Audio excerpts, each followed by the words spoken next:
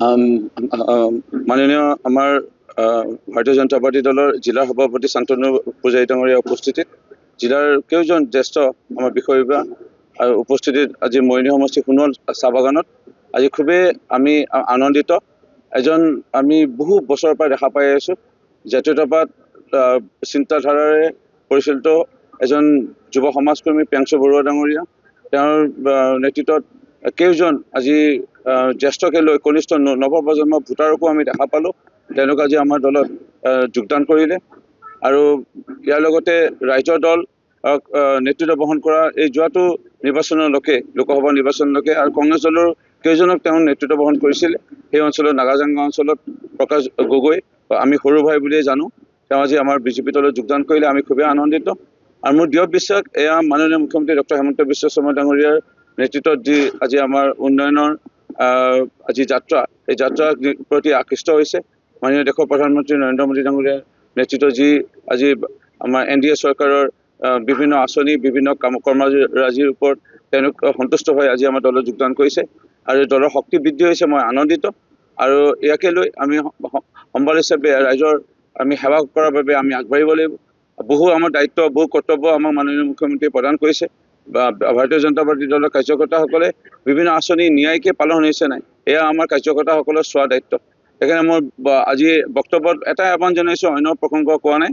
আমাৰ কাৰ্যকৰ্তা যিসকলে আজি যোগদান কৰিলে, আজিৰ দিনৰ পৰা আমাৰ বিজেপি দলৰ কাৰ্যকৰ্তা হ'ল, তেওঁলোকক নিষ্ঠা সহকাৰে ৰাইজৰ সেৱা তথা বিভিন্ন কেন্দ্ৰৰ ৰাজ্য চৰকাৰৰ আঁচনিসমূহ পাইছে নাই ৰাইজে, কোনোবা পোৱা নাই যদি পোৱাৰ ক্ষেত্ৰত সহায় কৰিবৰ কাৰণে আমি বিশেষভাৱে দায়িত্ব পালন কৰিবলৈ অনুৰোধ জনাইছোঁ।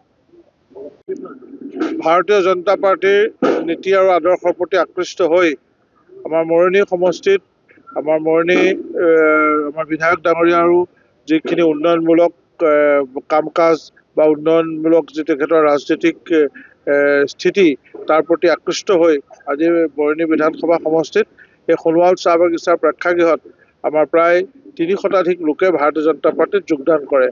মৰিনী অঞ্চলৰ এগৰাকী জাতীয়তাবাদী ভাৱাদৰ্শৰ লগত জড়িত আৰু সমাজক নেতৃত্ব দি অহা ব্যক্তি প্ৰিয়াংশু বৰুৱা ডাঙৰীয়া আৰু লগতে আমাৰ নাগাজাঙ্গা অঞ্চলৰ এগৰাকী সমাজ সচেতন ব্যক্তি প্ৰকাশ গগৈ ডাঙৰীয়াৰ নেতৃত্বত বিভিন্ন দল আৰু ৰাইজৰ দল কংগ্ৰেছকে ধৰি বিভিন্ন দলৰ ৰাজনৈতিক দলৰ বহু ৩০ শতাধিক ব্যক্তিয়ে ইয়াত যোগদান কৰিছে আৰু আমি সেই সকলোকে আজি দললৈ আনুষ্ঠানিকভাৱে আমি আদৰণি জনাইছোঁ।